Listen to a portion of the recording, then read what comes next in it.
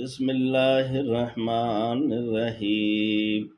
جامع ترمذی، سنن نسائی، سنن ابن ماجہ، سنن دارمی، مشکوٰۃ المصابیح، حدیث رقم 1939۔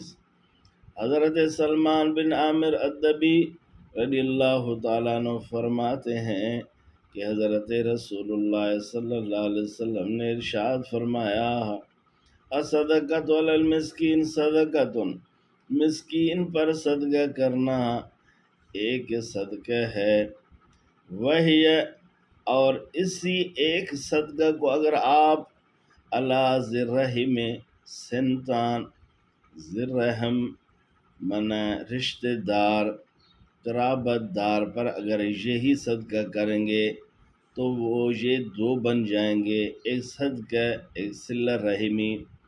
تو میری جان، میرے دوست عزیز، غور فرمائیں، صدقہ وہی صدقہ ہے اگر مسکین پر کریں گے جو اجنبی ہے، آپ کا رشتہ دار نہیں، تو ایک صدقہ بن جائے گا۔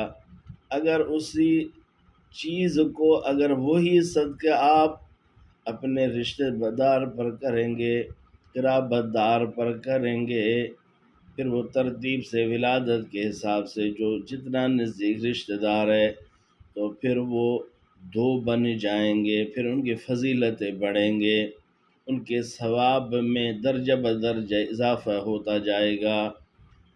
دیکھیں میری جان، یہ فائدہ ایک معلوم ہوا کہ صدقے میں بھی فرق ہے۔ جب صدقے میں فرق ہو سکتا ہے تو اسی طرح انسانوں میں بھی فرق ہے۔ وہی ایک چیز ہے، وہی ایک ہی صدقہ ہے۔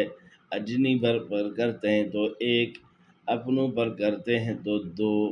دیکھیں میری جان، میرے دوست عزیز، اللہ تعالیٰ سمجھنے کی توفیق نصیب فرمائے۔ اول صدقہ اپنوں پر، رشتہ داروں پر، قرابت داروں پر درجہ بدرجہ کرنا چاہیے۔ اس کے بعد پھر اللہ توفیق دے، پھر اجنبی کی طرف جانا چاہیے۔ اللہ، ہاں ایک بات یہ، اگر اپنے رشتہ دار مالدار ہیں انہیں صدقہ کی ضرورت نہیں، ایک اجنبی ہے، نیک ہے، اسے ضرورت ہے تو پھر اجنبی کو دینا چاہیے۔